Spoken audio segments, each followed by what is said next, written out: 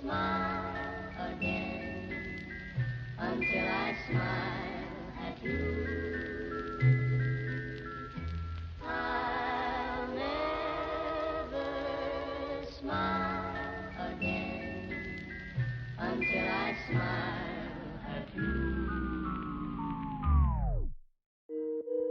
This song is about a war against a man with a degenerate plan. But to begin, I need to take you back in time, to the 1st of September, 1939. Okay, to begin, we must look back at the man with a master plan to wipe out everyone who didn't conform to his race that was known as the Aryan. He was a German, blood, blonde hair, blue eyes. He wanted everything the same, yet he didn't fit any of this criteria. I know what you're thinking. He sounds insane! 20 years after World War I had ended, Hitler sought his revenge. He couldn't forget, or move on for the time that he had spent in the trench. He knew he needed power, but his path to supremacy must be legit. He waited patiently and built up his army until it was just about adequate. I wish I could say that by the time he became the Chancellor of the German Reich, he stopped there. But no. True disaster was yet to come.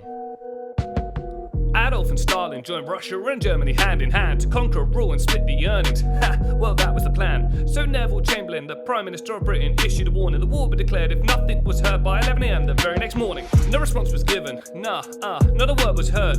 No longer could peace be made. He made an announcement, eyes were blurred. I have to tell you now that no such undertaking has been received. Young men knew what they had to do. The women and children were left to grieve. Those words he spoke created panic. They shocked the nation. Just imagine being part of the world's largest war declaration. It wasn't long till the Nazi invasions were in full swing. The force they used were unseen. Blitzkrieg, the army sing. Only 1 year in and the British was pushed right back to the shores of France. Stranded, hopeless operation Dynamo was their last chance. New Prime Minister Winston Churchill devised a meticulous plan to have the people of Britain set the channels to save every last boy. Get home! By the end of May 1940, Dynamo was well underway. Hitler laughed thinking our spirits are broken. No one ever broken his first mistake. Oops, to crush British hopes of success, Hitler planned an invasion by air. Little did he know, oh big little Hitler, the Air Force's Spitfires were there. The German armies could rule the land.